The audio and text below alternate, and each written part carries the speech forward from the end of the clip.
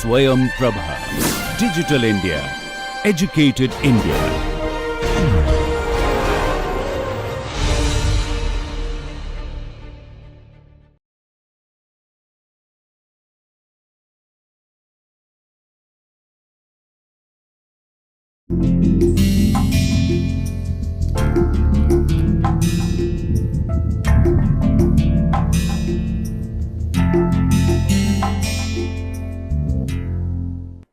This theory, and by showing a connection between work in capitalist institutions and the emergence or strengthening of religion.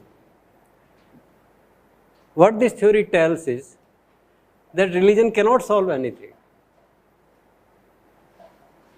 Religion does not solve anything as such, but it creates a false belief in which people in hopeless conditions survive. It keeps people under hope so that they can work. At least a minimum number of people can provide work to the capitalist class and the system runs. Because if people become really frustrated and hopeless, they understand that they are living in a hopeless situation. They will go mad, they will commit suicide, they may not work. That if despite work we are living in this miserable condition, why should we work? Let us fight the capitalists. They can start organizing. They can destroy the capitalist system. This is not what capitalists want. Capitalists, or those who manage society, the rulers, they want that people survive, a minimum number of people survive and continue to work in the same wretched condition. So people are unhappy, we have not been getting promotion. Or somebody is unhappy that other friends of his who did graduation from the same college, the same marks, are earning so much. I have been working as a bank clerk for last 2-3 decades, 3 decades. I'm not quite, despite all the efforts I make in passing the exam, I'm not passing the exam. I remain clerk for 30 years. What should I do? So, what society should do to such a worker, that some close relative or wife or children or neighbors must tell the worker that if you go to Nasik and have darshan of Shirdi ka Sai Baba, then your promotion is pakka. So the person feels very happy. Maybe it takes 6 months for him to get railway reservation or go for the darshan. But these 6 months are passed in a condition of happiness, a false happiness. He is not getting promotion. He will not get promotion in these 6 months also. But this generates hope. He has darshan, comes back, prepares again for the exam, that this time he will be promoted. He is not promoted again because religion doesn't help. You are going to Shirdi ka Sai Baba, or you are going to Badrinath or Ajmer Sharif or some other mazar or plant or animal, will not help. Maybe it will help. This is Marxist theory. I am illustrating Marxist theory. If you believe, you go to Shirdi ka Sai Baba. I don't know. But Marxist or sociological theory will say that this will not help. It only creates a false belief. Okay. Maybe the person is promoted, or maybe the person is not promoted after the exam. If the person is promoted, then his religious belief gets strengthened. Promotion or passing has actually, objectively speaking, nothing to do with going to Shirdi ka Sai Baba. But still he will either be promoted or he will not be promoted. If he is promoted, his religious belief is strengthened. If he is not promoted, he is dejected. Again somebody will tell him, I understand that you are passing through a bad time. Your planetary positions are not good. Shukra Budh mein kuch kar raha hai, Budh Mangal mein, Rahu ye kar raha hai. You have problems. But let me tell you that there is one very great Guruji in Faizabad. Why don't you go and consult that Guruji in Faizabad? So the only change that has taken place, that in place of going to Shirdi ka Sai Baba, now he is going to Guruji of Faizabad. But in some other form, that religion perpetuates. Okay. So this is Marxist theory. And Marx says that religion also maintains the value system of society. Let me just refer to some religions. I have brought something from 4 major world religions. Let me begin with Buddha. There are 4 tenets of 4 principles in Buddhist philosophy, Buddhist religion. Life as we know it ultimately is or leads to suffering, uneasiness, in bracket, dukkha. Buddhism.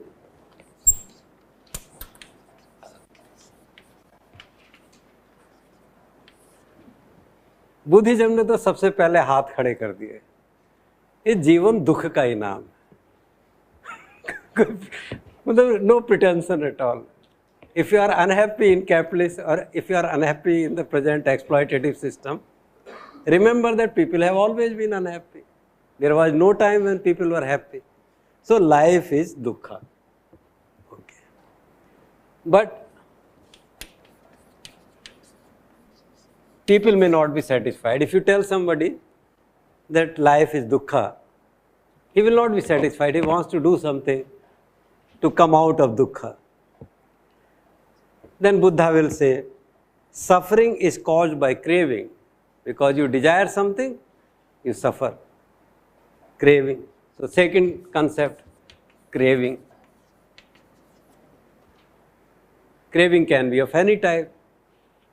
Your promotion, good wife, sons, land, money, political power, anything. Because you crave for something, you are dukhi. This is often expressed as a deluded clinging to a certain sense of existence, to self-hood, or to the things or phenomena that we consider the cause of happiness or unhappiness. We think that if we reach there, we will be happy, and therefore we are unhappy. Craving also has its negative aspect. That is, one craves that a certain state of affairs not exist. If this does not happen, then I will be happy. Sometimes we think that if this happens, we will be happy. Sometimes we think if this does not happen, we will be happy. So I will be happy if I do not get a fail grade in sociology course. Desire. And this desire will keep me unhappy. The moment then what is the way to become happy? I should not desire to clear sociology course in summer. I will be happy. If I think that I must clear the course or I must get A grade or negative, I must not get F grade. In both the cases, I am unhappy. So, how to end suffering? Suffering ends when craving ends.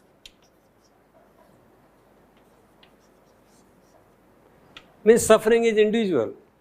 You suffer because you desire. You are dukhi, all of us are dukhi. But why are we dukhi?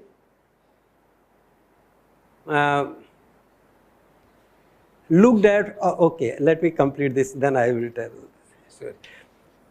you. Suffering ends when craving ends. Reaching this liberated state is achieved by following the path laid down by the Buddha. Follow Buddha.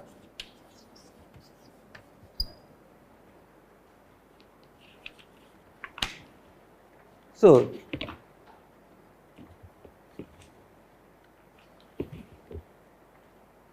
follow Buddha. That means if you want to be happy, you must follow Buddha. Those who do not follow Buddha, or those who desire something, or those who desire not to desire something or not to have something in life, they will be dukhi.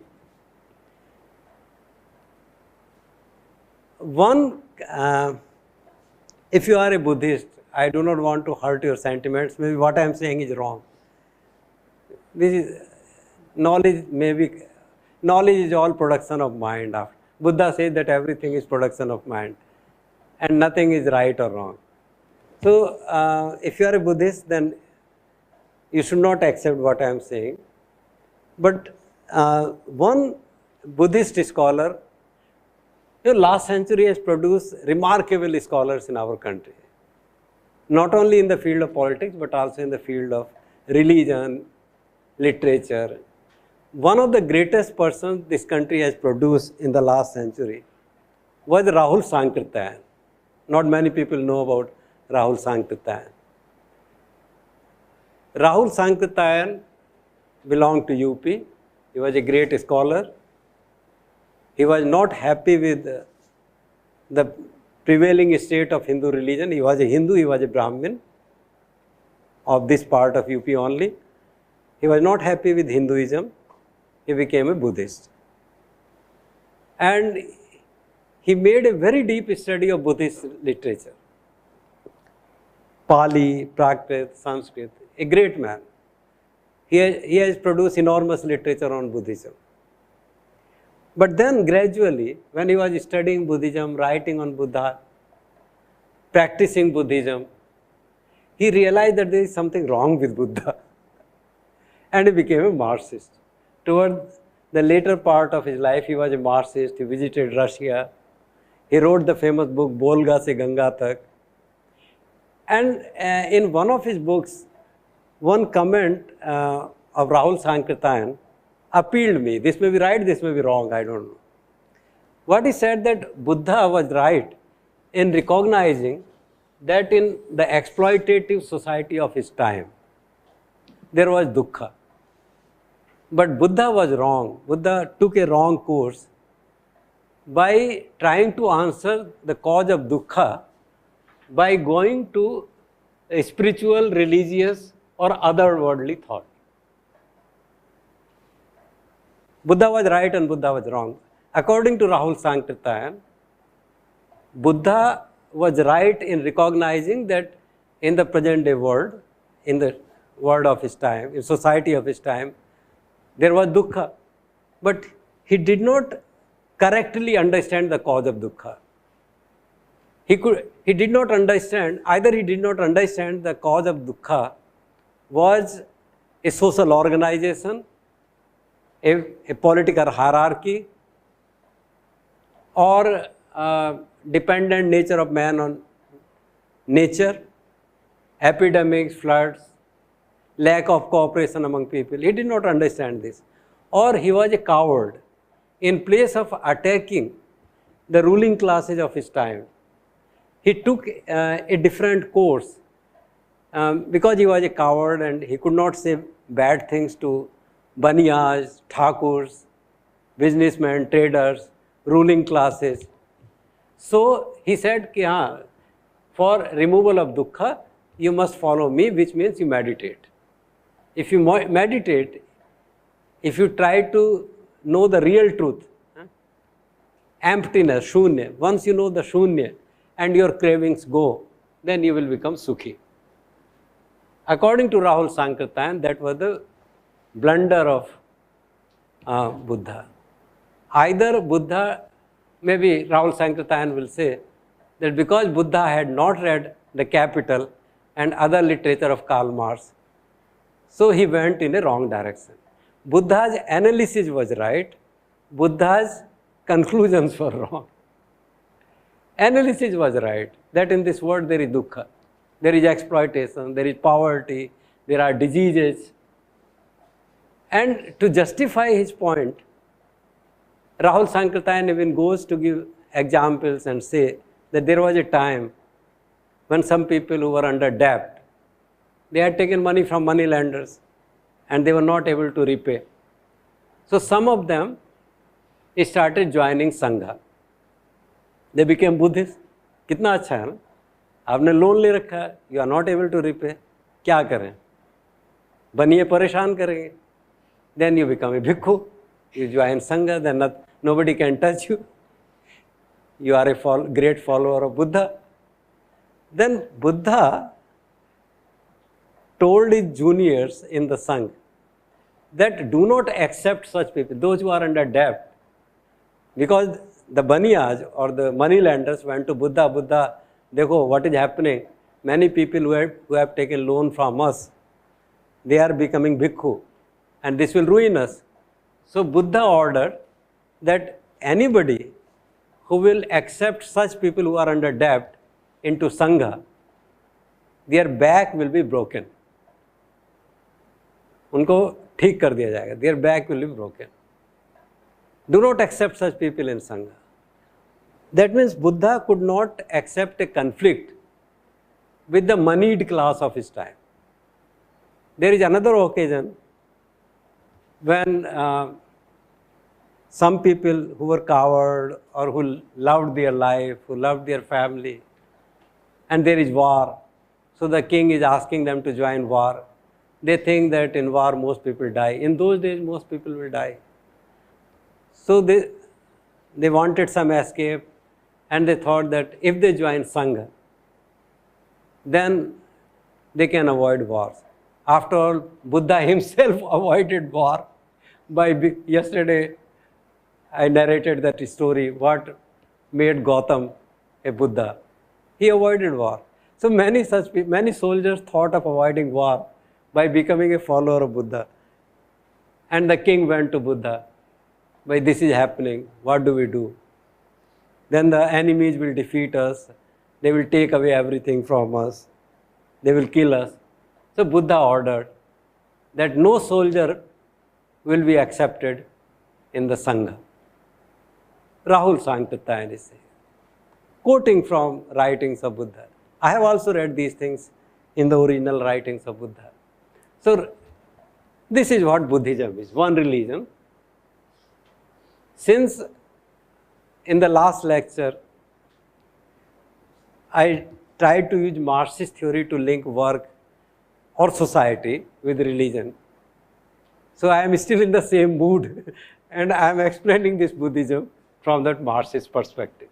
But this is a biased perspective. I am just trying to make you understand the Marxist perspective. I am not claiming that this perspective is the right perspective. It is only for making you understand what Marxism could be like that I gave the example of Rahul Sankirtan. It does not mean that I agree with Rahul Sankirtan or I say that this is the right interpretation. Now let us come to Jews. They 10 commandments. Marx says that the goal of religion is to maintain the exploitative social order. To maintain the social order. And we know that the social order is exploitative. Okay? In Old Testament, there are 10 commandments. God, at one time, God told Moses that the people should follow these 10 orders of God. God can order. God is everything. And God wants that the men and women whom God has made must behave in a certain manner. What are those manners? Karl Marx says that if you follow this religion, this only maintains the social order. And the social order goes in the benefit of the capitalists. So there are 10 commandments. The commandments are 1, 2, 3 up to 10. First, God spake all these words saying, I am the Lord, the God, which have brought thee out of land of Egypt, out of the house of bondage. So you follow 1, 2, 3, these 10 commandments. Number 1, in place of reading as such, let me translate in English. You shall not have any God other than me before you. That means you will not follow any religion other than the religion of Jews. All religions, first of all religions will say that you are getting initiated into the best religion or the true religion. All other religions are wrong. So forget about other gods, other religions, and just follow us. Second, you should not make any image of God in any form. Of God in heaven above or on earth. You will not make idol in any form. This religion was against idolatry, against idol worship. Before this, the area in which this religion was spread, people, tribal people, original natives, forest dwellers, nomads, they believed in so many gods and goddesses. And they worshipped plant, animals, rivers, hills. And the God said, that the God of Jews said that you just follow me and do not follow any other, do not make any image of God in any form.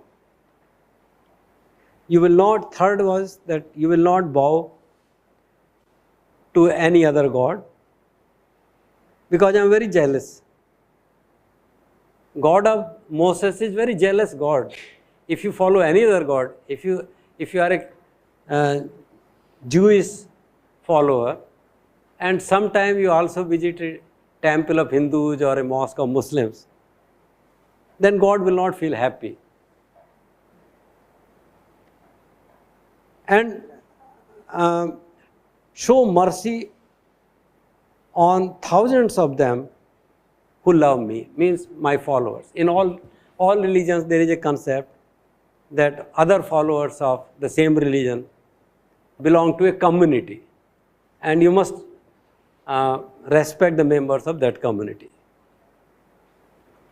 You will never take the name of Lord thy God in vain ever. भगवान के बारे में गलत सलत बात नहीं करना. Maybe not even in the framework of sociology of religion, then God will be unhappy. Remember the seventh day, which is holy. Sunday is holy. I don't know if you follow what God says, then none of you should work on Sunday. Sunday is not to work, and there is a reason. You will work for 6 days only, and in 6 days you will complete all your work. All the works must be completed in 6 days. Seventh day is the Sabbath of the Lord thy God. You shall not do any work. You will not do any work, your son should not do any work, your daughter should not do any work, your maid servant should not do any work, your man servant should not do any work, your cattle or even strangers in your house should not do anything. Bilkul complete band, Bharat band. On Sunday there should be complete band. Nobody can work. Men will not work, men will not work, cattle will not work, servants will not work, nobody will work. The reason is that in 6 days, means Monday to Saturday, the Lord made heaven and earth, the sea, and all that in them is, everything that is there in sea or on earth. God made them in 6 days and rested the seventh day. Therefore, Lord blessed the seventh day. Lord made 6 days for work because Lord himself worked for 6 days, and he did not work on the seventh day, he relaxed. So like that, you also relax on the seventh day. It's holy. Sunday is holy. You must relax. So, you feel recreated. Mars will say that if workers do not work on Sunday, they feel recreated and go to work on Monday with renewed enthusiasm and renewed vigor, from which the capitalists benefit. honor your father, your mother. Other things, you should not kill. Most of society, taboo actually, killing is a taboo. You should not kill. There is a taboo of killing. Yeah? You should not kill. You should not commit adultery. You should not kill and you should not commit adultery. You should not steal. Chori nahi karna. You should not bear false witness against the neighbor. You should not covet the neighbor's house. And lastly, you should not covet the neighbor's wife. पड़ोसी की पत्नी को देख के मत ललचाना.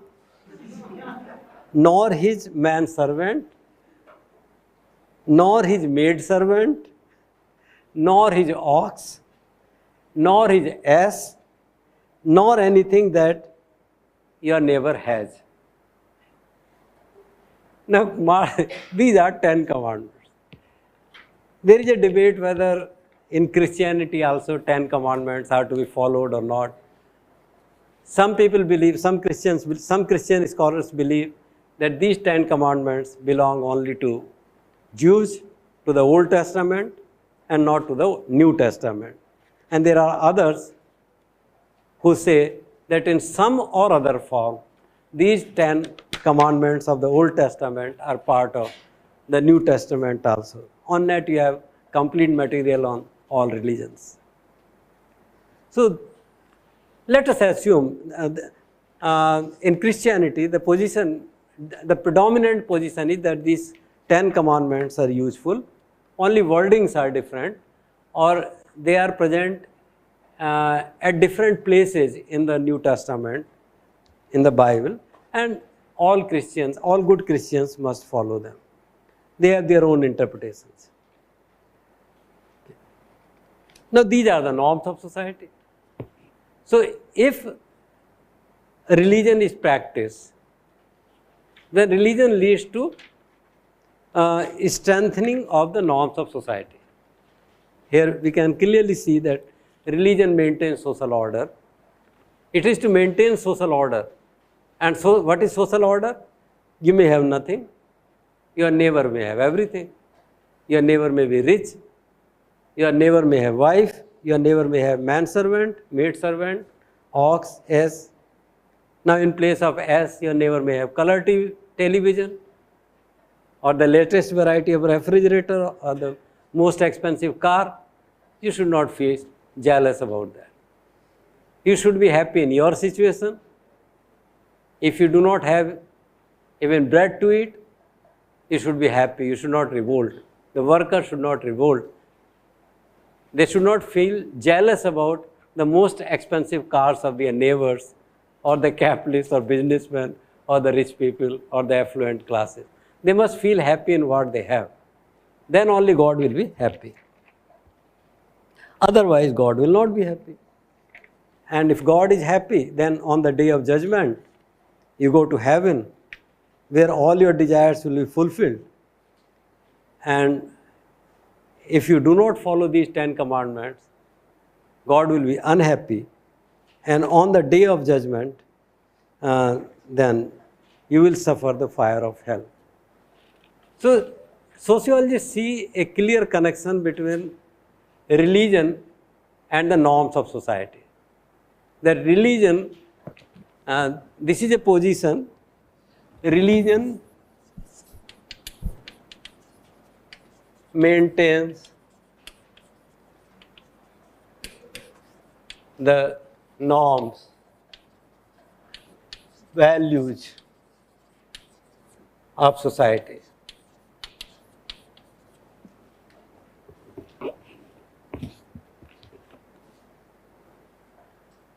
It discourages you from revolting. It's a very good thing for the ruling classes.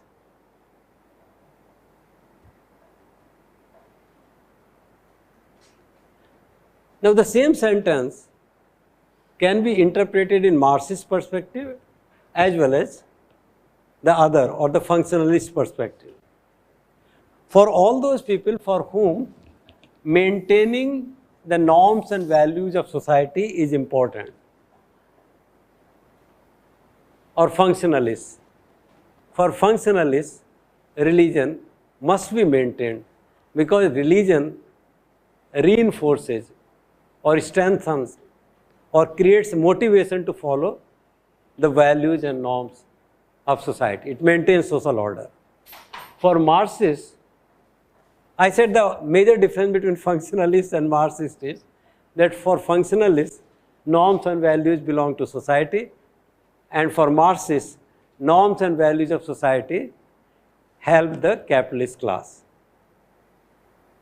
So, for Marxists, people follow religion to maintain the norms and values of a capitalist order which disproportionately benefits the upper classes or the capitalist class and disfavors the proletariats or the working classes.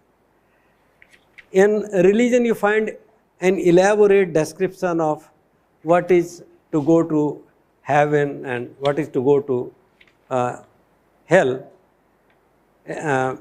Such an elaborate description that if you really read this, then you feel energized, enthused to follow the path which will take you to heaven, and you are frightened of the idea of going to hell.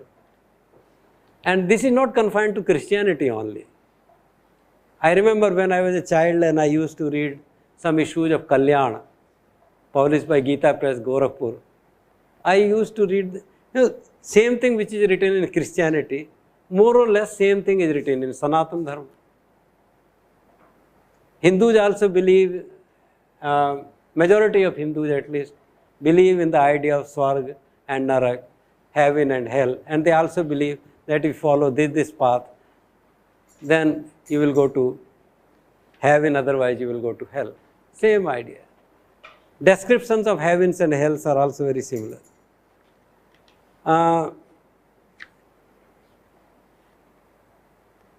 This discussion of 10 commandments says what is bad.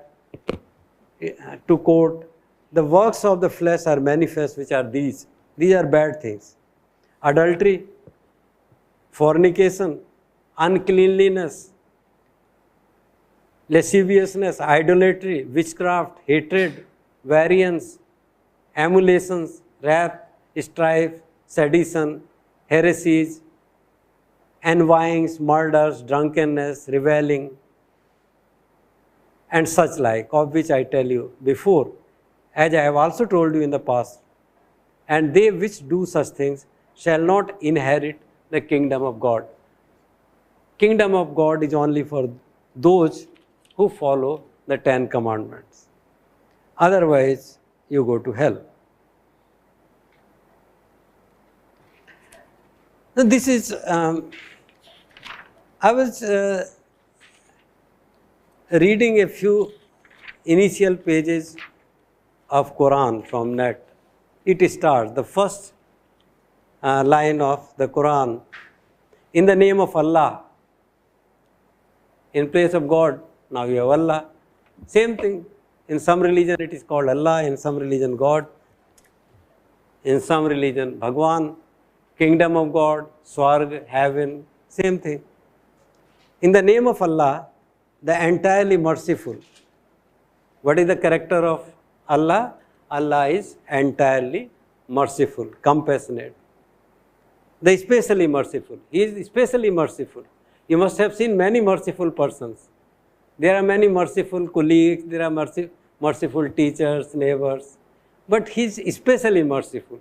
Nobody has so much mercy as Allah has. And therefore, praise is due to Allah, Lord of the worlds. He is the Lord of all the worlds, the entirely merciful, the especially merciful, sovereign of the day of recompense.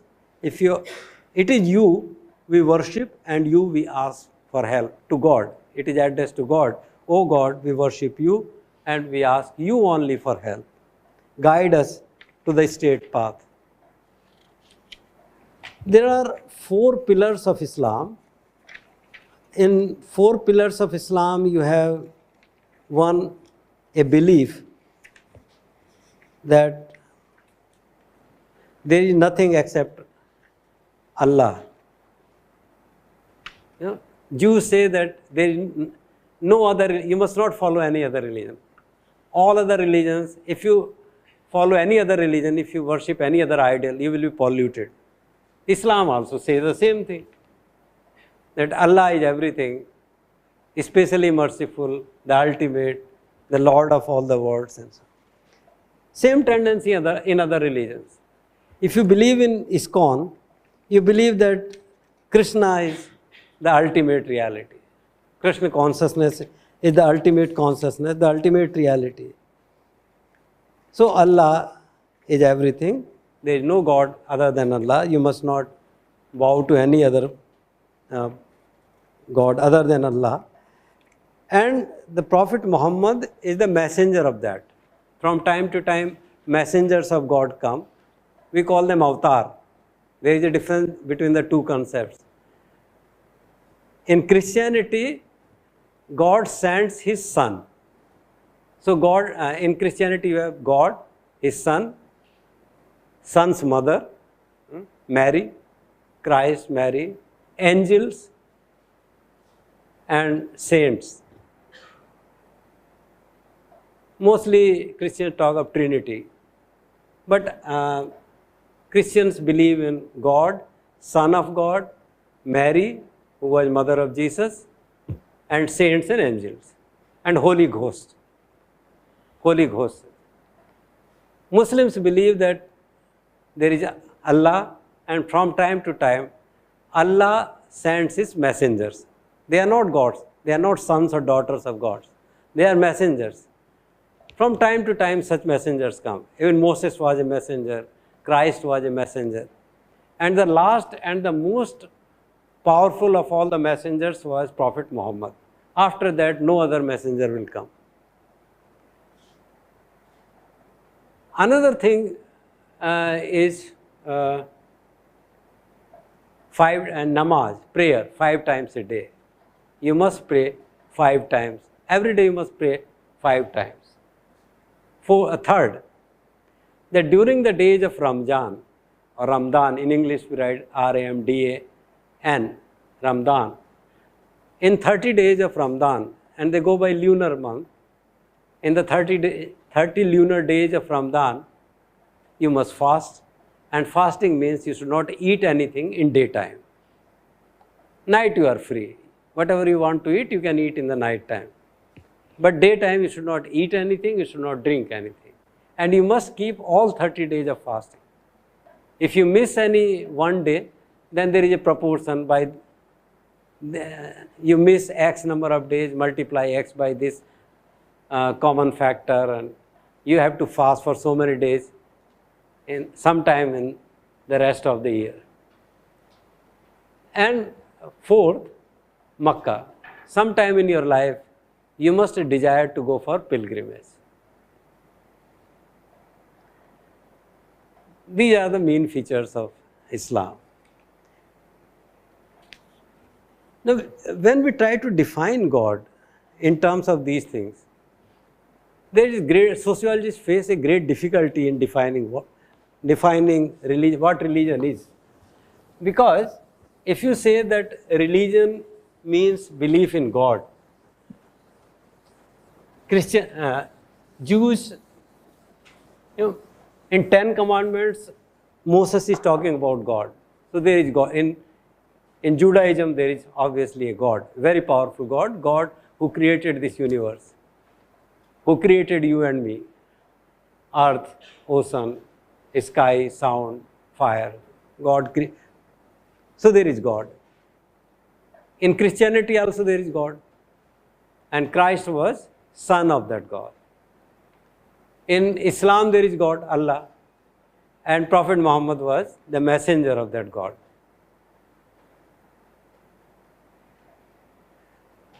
And in Hinduism, also you have gods. And a large number of gods. Hinduism is one religion in which there are a large number, thousands and lakhs of gods. One can go into why Hinduism has thousands and lakhs of gods, but Hinduism has a large number of gods. Sociologists say that some religions are monotheistic. Monotheism, theism means belief in God. There are some people who are theists, means they believe in God. Among them, some are monotheists, believe in one God. There is only one God. It's like you are either a follower of Sonia Gandhi or Nitin Gadkari or Karl Marx.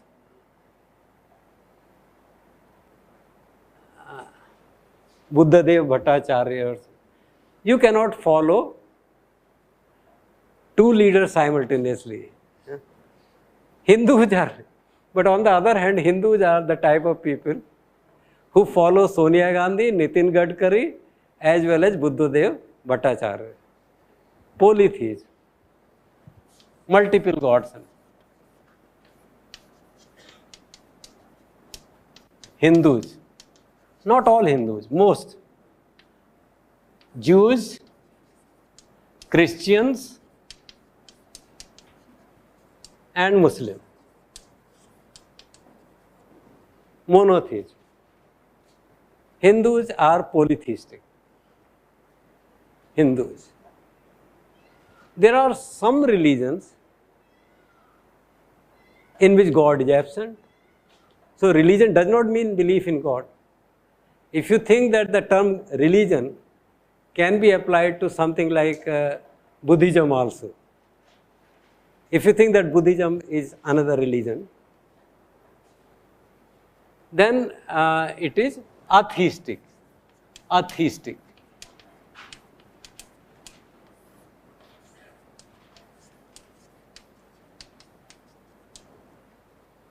Confucianism, the religion of China, Confucianism. Before communism, Chinese believed in Confucian religion.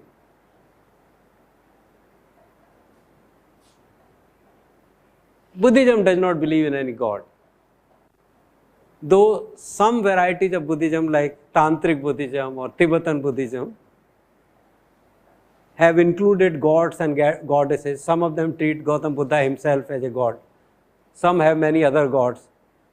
Practicing Buddhism in Japan, in Indonesia, in Vietnam, in Korea, in China, in Burma has incorporated many gods and goddesses. But the original or the Hinian Buddhism does not have anything to do with God. So religion can have God, religion may have no God. What is that on the basis of which we define religion?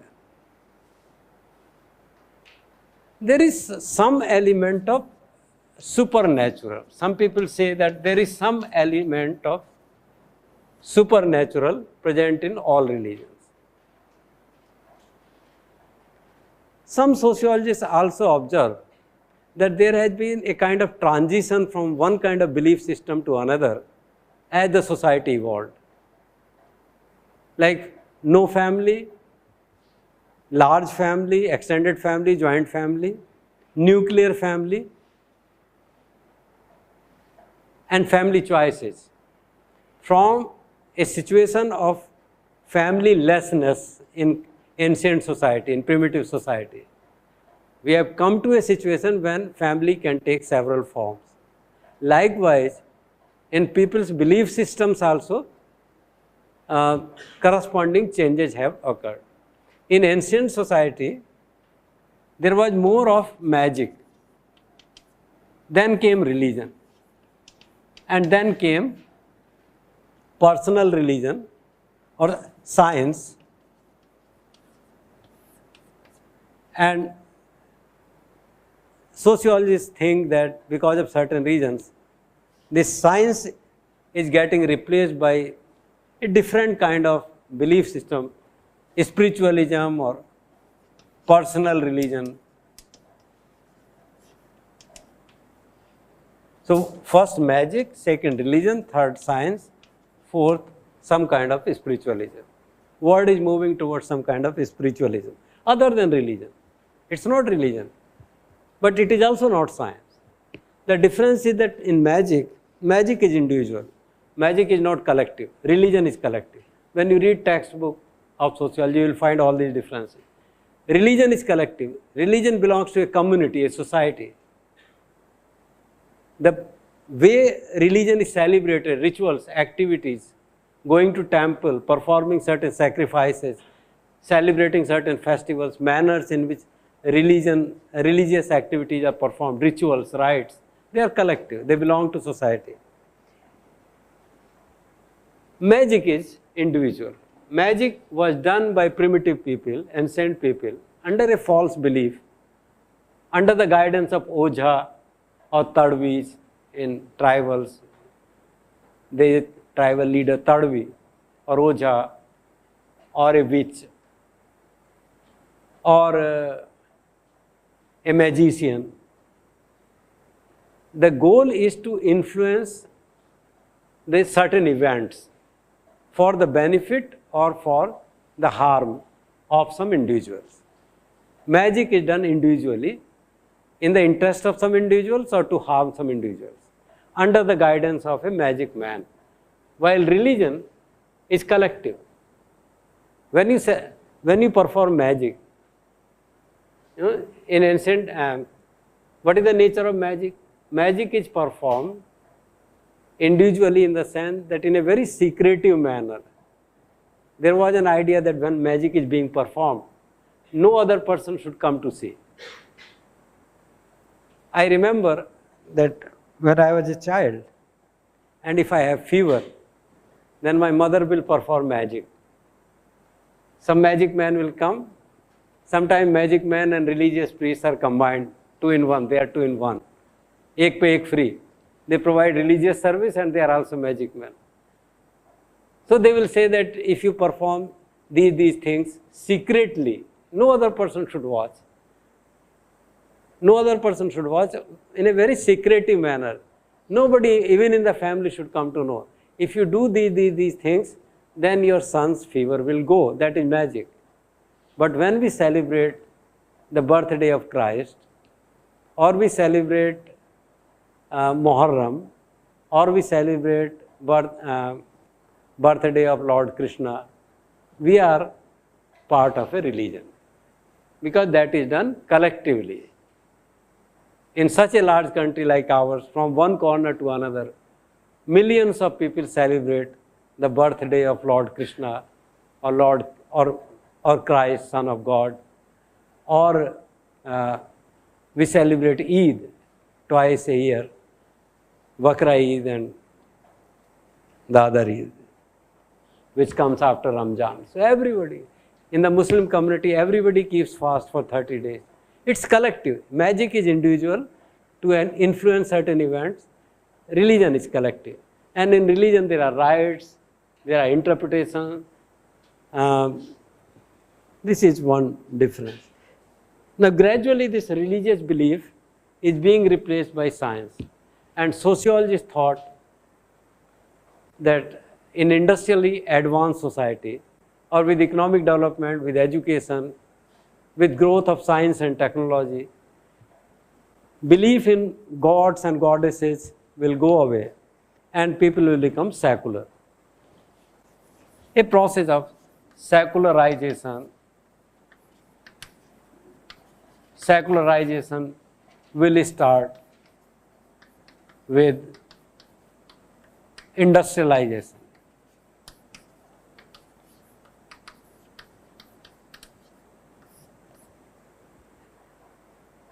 Everyone predicted, not only Marxists, but before that, functional sociologists like Emile Durkheim, they had also predicted the same thing. That in industrially advanced society, in scientifically advanced society, religion will be replaced by humanism.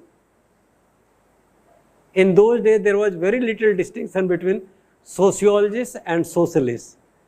Some people thought that Emile Durkheim was a socialist, though Emile Durkheim called himself a sociologist, and he occupied a chair of sociology in his university. He was the first man to occupy a chair of sociology.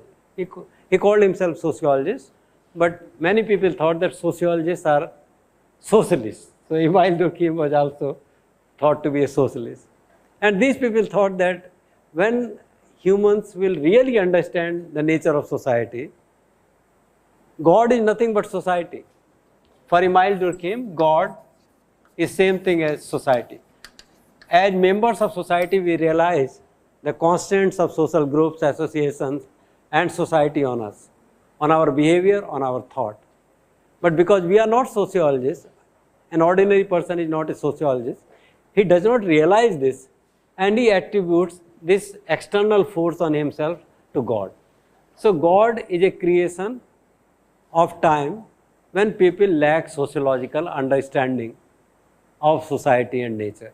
But when they will have sociological understanding of society, then God will go and God will be replaced by society, and priests will be priests, monks, fathers, ulemas, Brahmins, they will be replaced by sociologists. Sociologists will be the new priests of scientific age. Everything, if important economic and political decisions are to be taken, they will be taken not in consultation with fathers or ulemas or pandits or Brahmins or astrologers.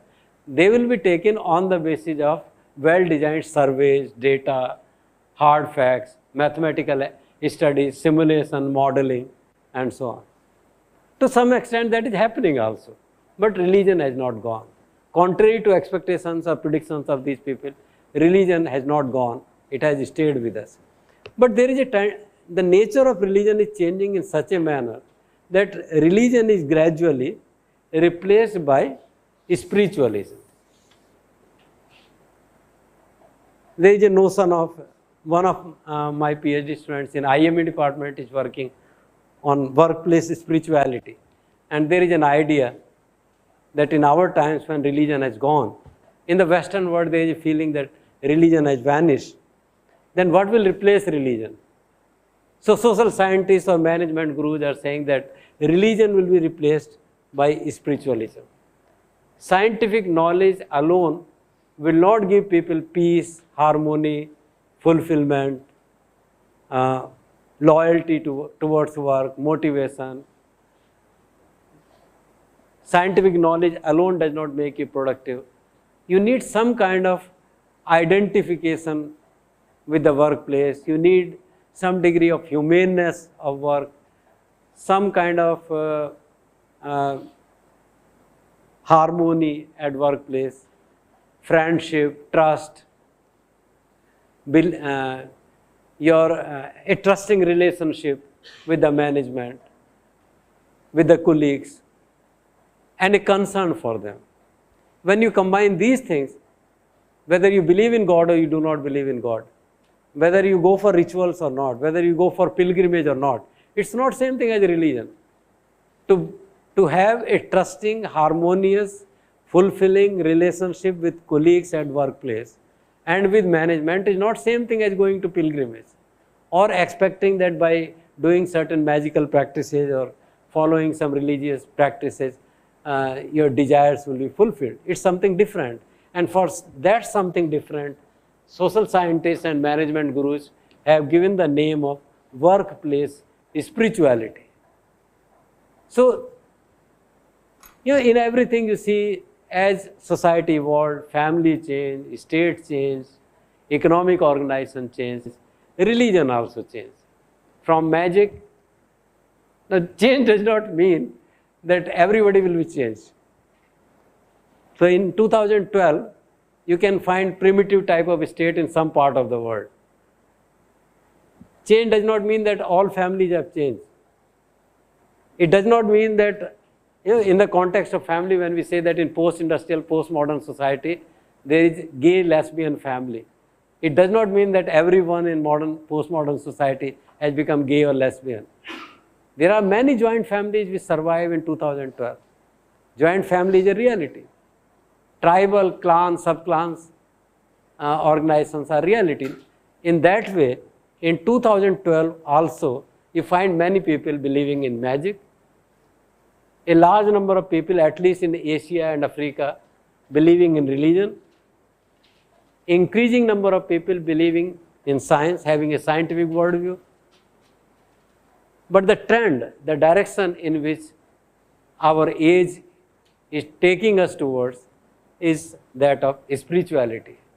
And perhaps one reason is that we live in a plural society where people having different kinds of belief systems live together.